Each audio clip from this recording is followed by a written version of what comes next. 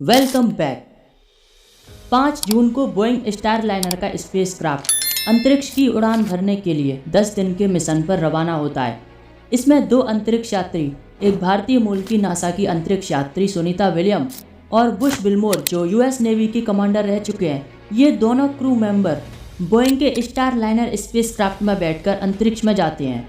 और ये मिशन महज 8 दिन का होने वाला था, लेकिन अब तक 2 महीने से भी ज़्यादा बीत चुके हैं। ये स्पेसक्राफ्ट अभी तक क्रू को लेकर वापस नहीं आया है।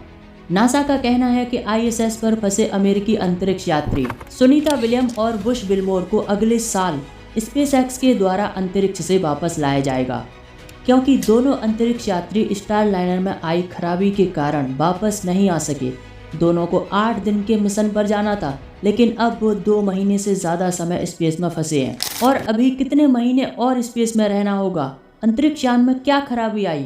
उसे सही होने में कितना समय लगेगा? और स्पेस में माइक्रोग्रेविटी शरीर को किस तरह से इफेक्ट करती है?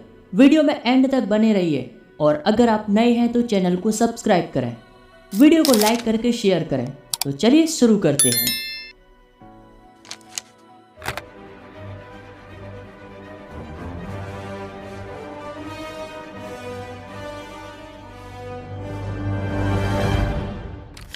भारतीय मूल की सुनीता विलियम्स एक मिशन के तहत अपने सहयात्री बुश विल्मोर के साथ 8 दिनों के लिए अंतरिक्ष पर गईं, लेकिन 2 महीने से अधिक समय बिताने के बाद अब तक दोनों की अंतरिक्ष से वापसी नहीं हुई है। और हो सकता है जो स्पेसक्राफ्ट दोनों को अंतरिक्ष में लेकर गया वो बिना क्रू के ही वापस लौट आए, क्योंकि स्टारलाइनर स्पेसक्राफ्ट में आईएसएस की ओर जाते ही कुछ टेक्निकल इश्यू आने लगे।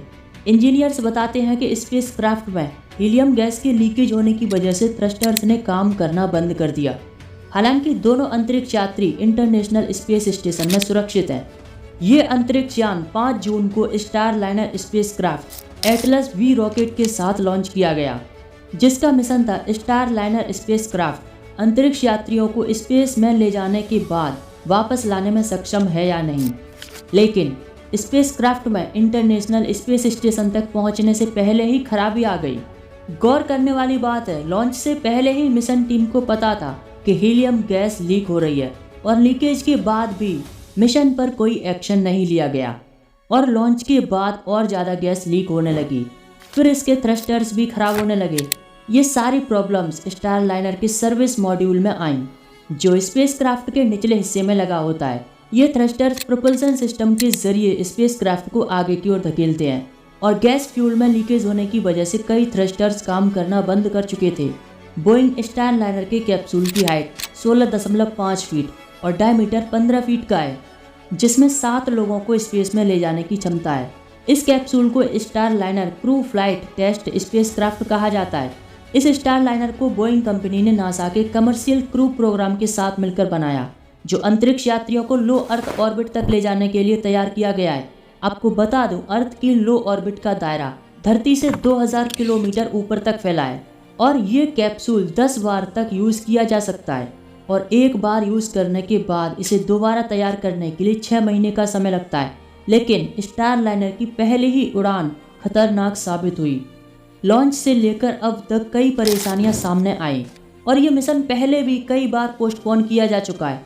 इससे पहले 6 मई को इसकी लॉन्च डेट तय की गई थी, लेकिन लॉन्च से 2 घंटे पहले ही काउंटडाउन रोकना पड़ा, जिसकी मेन वजह थी एटलस वी के ऊपरी हिस्से पर लगे प्रेशर वॉल्व में कुछ कमी आ गई थी, और ये मिशन 5 जून तक रोक दिया गया। और ये जानते हुए कि हीलियम गैस में लीकेज हो रही है, 5 जून को इस मिशन को लॉन्च कर दिया गया। लॉन्चिंग पर यह लीकेज बहुत कम थी। इंजीनियर्स का मानना था कि मिशन पर कोई असर नहीं पड़ेगा, और इसे नज़रअंदाज करते हुए मिशन को अंतरिक्ष की ओर रवाना कर दिया, 2 अंतरिक्ष यात्रियों के साथ, सुनीता विलियम्स और बुश विल्मोर। लॉन्च होने के बाद ही गैस लीकेज और बढ़ गया। 4 और जगह से लीकेज होने लगी। स्पेस स्टेशन तक पहुंचते पहुंचते 28 में से 5 थ्रस्टर्स ने काम करना बंद कर दिया। अच्छी बात यह थी कि दोनों एस्ट्रोनॉट सुरक्षित आईएसएस पर पहुंच चुके थे, और अब तक 4 थ्रस्टर्स को ठीक भी कर लिया गया है। 18 जून को नासा ने अनाउंस किया कि स्टारलाइनर को 26 जून EST 22 बजे अपनी यात्रा शुरू करेगा, लेकिन कुछ दिनों बाद ये निर्णय बदल दिया गया। फिर जुलाई में शेड्यूल तैयार किया गया, लेकिन वो भी पोस्टपोन कर दिया गया। इस तरह अब तक 2 महीने से भी ज़्यादा हो चुके हैं और उनके वापस लौटने की अभी तक कोई डेट फिक्स नहीं है।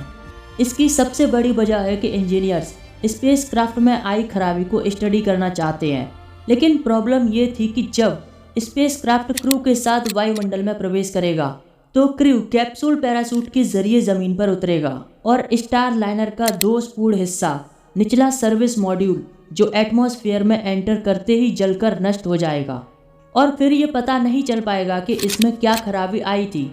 और दूसरा विकल्प ये है कि स्टार लाइनर बिना क्रू के धरती पर वापस आए और दोनों क्रू एलोन मस्क की स्पेसएक्स के जरिए धरती पर वापस लाया जाए।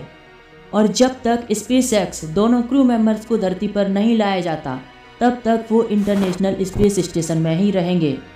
स्पेसएक्स का क्रू ड्रैगन अंतरिक्ष यान सितंबर के अंत में अपने मिशन के लिए रवाना होगा, जिसमें 4 अंतरिक्ष यात्री होने चाहिए थे, लेकिन अब 2 अंतरिक्ष यात्रियों के साथ स्पेसएक्स अपने मिशन पर जाएगा और अगले साल फरवरी के अंत में सुनीता विलियम्स और बुश विल्मोर को धरती पर वापस लाएगा।